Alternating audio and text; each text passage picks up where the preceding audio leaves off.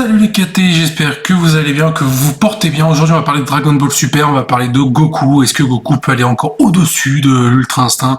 Et on va voir ça tout de suite.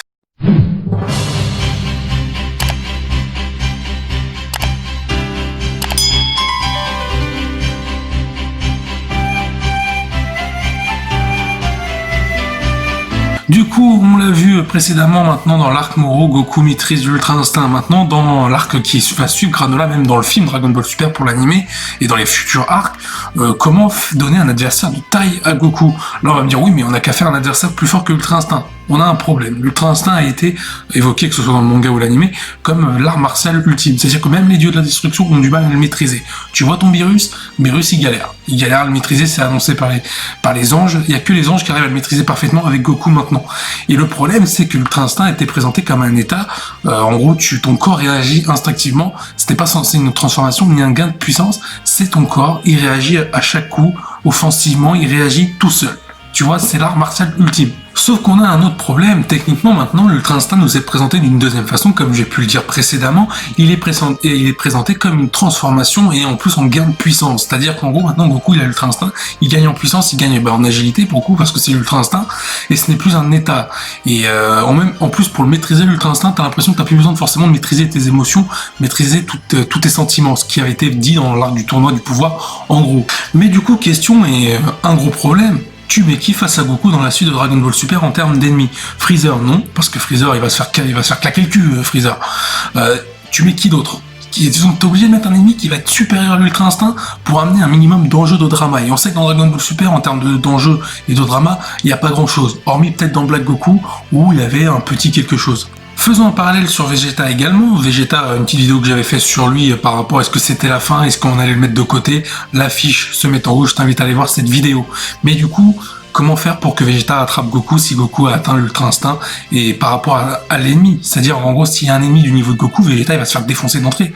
Ça ne servira à rien. Donc t'es obligé de faire passer peut-être d'un côté Vegeta au niveau d'un Goku, que ce soit sur une nouvelle transformation, encore une fois, ou l'Ultra Instinct pour Vegeta. Mais le problème, c'est que dans la suite logique de Dragon Ball, Goku, Vegeta, c'est le chat et le chat. C'est un peu le chat et la souris. C'est-à-dire qu'en gros, Goku se fait rattraper par Vegeta, Vegeta le dépasse, Goku repasse au-dedans. Là, techniquement, si Vegeta finit par rattraper Goku, il va te sortir une nouvelle transformation, même pour battre l'ennemi. Je veux dire, t'as un ennemi qui est plus fort que Goku, les anges peuvent pas intervenir, les dieux de la destruction peuvent pas intervenir. Peut-être que Beerus, mais Beerus, il pourra pas rivaliser.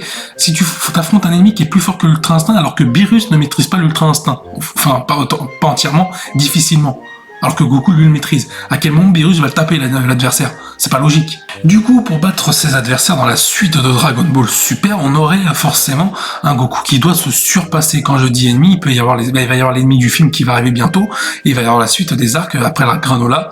Peut-être que ce sera le dernier avant le film, mais il y aura forcément une suite à Dragon Ball Super encore. Donc techniquement, Goku va devoir se surpasser pour affronter ses nouveaux ennemis. Parce que techniquement, Beerus, comme je l'ai dit, il va servir à rien.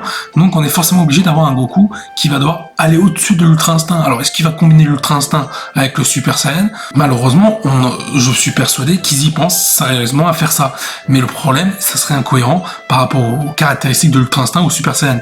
On rappelle, le Super Saiyan, c'est quand même censé être une émotion de colère qui s'éveille en toi, une colère pure, qui est censée débloquer ce stade de transformation, que ce soit pour le Super Saiyan 1 ou 2. Pour l'Ultra Instinct, c'est le calme, c'est vraiment la zénitude totale, c'est le contrôle total de l'instinct du corps par rapport à l'art martial. Tu vois, donc c'est pas cohérent avec la colère à côté, c'est pas logique. Maintenant, on va se rappeler un truc dans Dragon Ball Super, le Super Saiyan, pour se transformer en Super Saiyan, il faut concentrer son énergie dans le dos.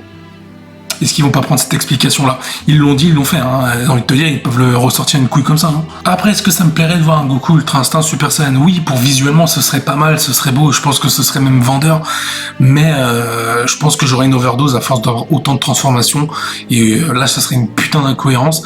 Maintenant, en termes d'histoire, en termes de scénario, en termes de nouveauté, je serais vraiment dégoûté, mais vraiment déçu, s'ils arrivent à cette solution-là. Sinon, il y en a une autre de solution, petite théorie aussi, en prime, une théorie bonus, c'est que Goku perd l'Ultra Instinct temporairement, le temps qu'il se fasse défoncer par un adversaire, il n'arrive plus à maîtriser l'Ultra Instinct. On ne sait pas pourquoi, hein, un truc scénaristique, tu trouves facile. Dans des BS, ils vont trouver, t'inquiète pas. Et d'un coup, à la fin, pour tuer l'ennemi, il retrouve l'Ultra Instinct. Moi, je préférais peut-être cette solution-là, ou peut-être qu'il perd l'Ultra Instinct tout court, hein, il n'arrivera plus à le récupérer.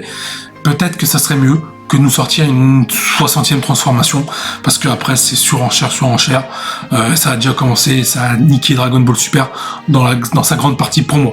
Si mes prédictions t'ont plu, n'hésite pas tout simplement à venir liker cette vidéo, à t'abonner à la chaîne si t'aimes son contenu, à activer la cloche pour suivre son actualité, à venir en commentaire pour partager tes théories, tes débats sur Dragon Ball Super, sur les théories que j'ai sorties dans cette vidéo. Sur ce, je te dis porte-toi bien, à la prochaine, salut les KT.